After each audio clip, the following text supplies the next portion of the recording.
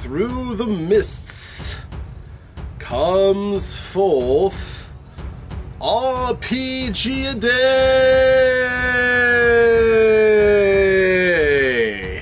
In the year 2021, RPGaDay comes back for its 8th year.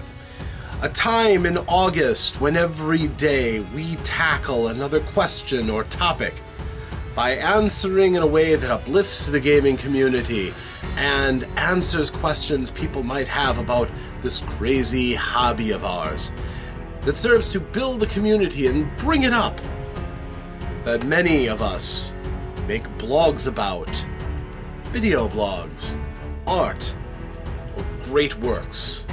In celebration of the community of gamers, I welcome you to RPGaDay 2021.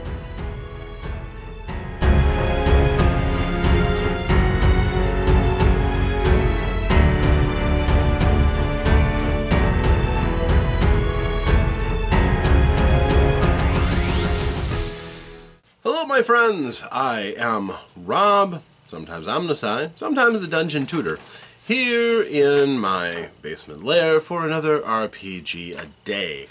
Today is the 5th day, which means it's the 5th topic, and the topic word is throne. Now, as I've been doing, I want to throw a little scenario at you, something that might be useful for role-playing. Maybe another way to kind of think about thrones in general. So, what is a throne? The throne is a chair that royalty uses to sit on for audiences, typically, so that it makes them look like they're most regal. It is the figurative center of their power, where they are the most kingly or queenly or what have you. And we YouTubers sometimes have our own thrones. But a throne is really more than just a chair. It should be, at least. For those who are delving, if you find a throne, make sure your thief checks it for traps thoroughly. No. First, check the area around the throne, then check the throne before you do anything else.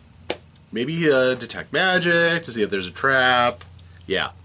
Thrones are great centers for traps and shenanigans in a dungeon. Or, anywhere. Because not only can it be a center of power, it can also be a center of a person's defenses.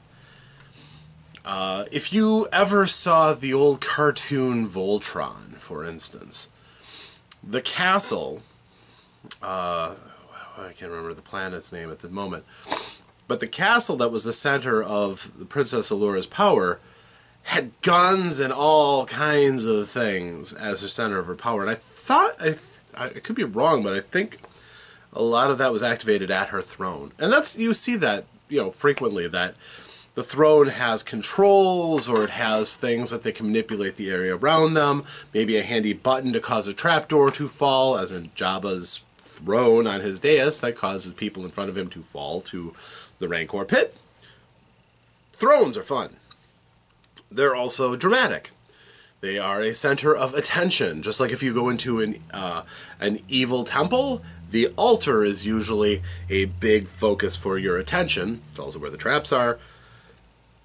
Where messing with it can cause all kinds of interesting things to happen, certainly. And quite often, if you destroy it, you can basically say that the temple has been defiled. And if it's an evil temple, that's a good thing for you. So, but a throne doesn't necessarily have to be a chair. A throne can also be figurative. In which case, then, it really is speaking as to the figurative center of a person's power. So, for instance, if you were to say, set in a riddle or scenario inside of your campaign, that the party's tasked to finding the throne of, say, some deity, some unaligned deity's power. And they might think, oh, we're going to have to go to another realm or something like that, or we're going to have to find the place where the high temple is or something like that. But what if it's not? What if, for instance, you're talking about, well, we'll just use an example from Greek mythology, Poseidon. The party is trying to find Poseidon's throne. Well, what if the throne has nothing to do with an actual chair? Maybe it's just a particular underwater grotto that is the center of power. Something significant happened there for Poseidon. Maybe that was the point where Zeus, Poseidon, and Hades met as the eldest brothers of the gods to decide who's going to rule what. And of course, Zeus won that contest, so he got dominion over the sky. And Hades lost, so he got saddled with the underworld, and Neptune just kind of chilled out in the water. So that's kind of an idea on how you could take the concept of a throne and turn it on its ear, instead of actually saying it's a chair. Maybe it's more than a chair. Maybe it's a site that has significance to someone or something. Perhaps a throne can also be something even grander than just a chair. As a colloquialism, as in an expression that the people use so that the king's throne may not actually refer to the place that he sits to take audience from his followers. Maybe the king's throne is the castle that is where his edicts are carried out, where the army is summoned to in the case of attack. Maybe you can use that word a little bit differently than just a chair.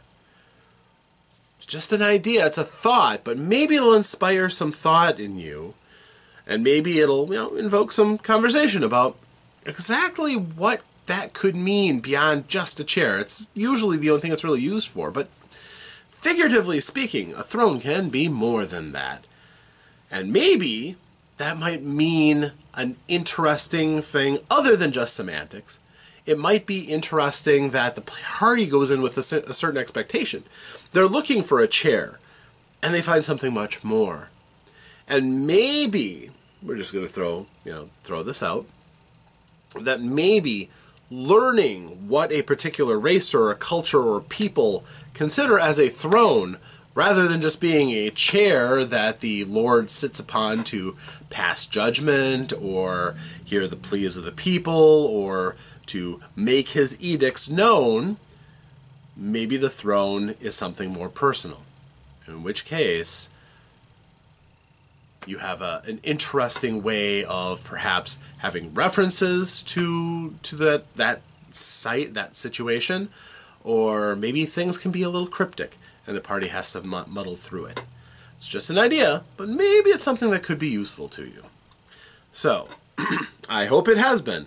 These have been kind of fun. I kind of enjoy spinning out different scenarios like this. And again, this may not be something developed into anything concrete yet, but if you come up with an idea on how you can use thrones for your own betterment of your game or something interesting that your players come to terms with, I'd love to hear about it. So feel free to leave in the comments below if you come up with something or this has inspired you to some idea of your own. That would be great. But anyhow, thank you for joining me. I am Rob, or Omnisci, or Dungeon Tutor. Thank you for joining me, and until next time, I hope you roll some dice, play some games, have some fun, and we'll see you next time. Thanks, and farewell.